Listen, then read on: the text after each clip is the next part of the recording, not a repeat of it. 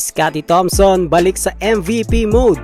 Jeremiah Gray at Ralph Koo pinapatunayan pa rin ang pagiging X-Factor at game changer nila sa serye versus Rain or Shine. Sa mga nakaraang game nga ay matunog ang mga pangalan nila RJ Abarrientos, Adrian Nocum at Jonard Clarito. Subalit sa Game 3 ay pinakita na naman ni Scottie Thompson kung bakit siya ang dating MVP. Sa nakaraang game nga nila, si Scottie Thompson ang naging puso ng panalo matapos pangunahan ang third quarter explosion ng Ginebra para makuha ang 103-98 victory. Tumapos si Scottie na may game high 25 points, 7 rebounds at 3 steals, habang halos automatic naman siya pagdating sa opensa dahil 9 out of 13 siya sa field at meron siyang 5 out of 8 sa tres. Pero gaya ng nakasanayan ng fans, nananatiling humble lang si Scottie matapos ang kanyang magandang performance. Ayon sa kanya, hindi tungkol sa kanya ang panalo kundi sa sistema ng team.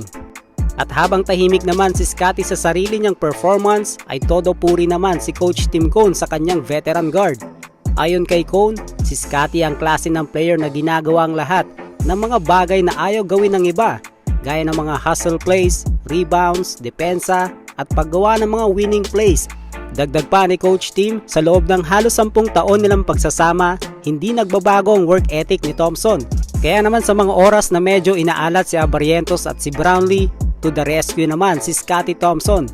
At para naman sa kanya, produkto lang ito ng magandang ikot ng bola at sistema ng Ginebra, kaya naman nakapag-produce siya ng maayos.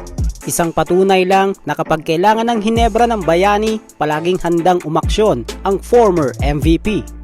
Samantala, patuloy pa rin ang pagiging X-Factor at game changer nila Jeremiah Gray at Ralph Koo sa series ng Ginebra versus Rain or Shine. Pareho silang 9 minutes naglaro at pareho din silang nakapag-produce ng maayos. 7 points kay Jeremiah Gray at 3 points naman kay Ralph Koo. Maaaring para sa iba ay napakaliit lang na puntos yan, pero para sa Ginebra ay napakalaking tulong yan. Katunayan, ang mga puntos nila ay kinakailangan nila sa mga oras na yon.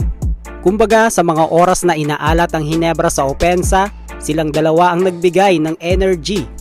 At nung nakapuntos na silang dalawa, ay parang naimasmasa ng Ginebra at nagtuloy-tuloy na ang kanilang run.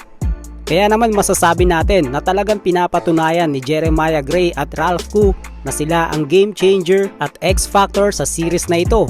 At sa palagay ko mga paps, kahit hindi naman ganun kalaki ang minutes na binibigay sa kanila, alam na alam naman ni Coach Tim Cone kung kailan sila pwedeng gamitin. At once na nasa loob na sila, sigurado at makakaasa talaga ang Ginebra na magpuproduce sila. Kung nagustuhan nyo ang video natin mga paps, ay please like the video and subscribe na rin kayo for more PBA updates. This is Gel Pops TV. See you again para sa ating next video. God bless!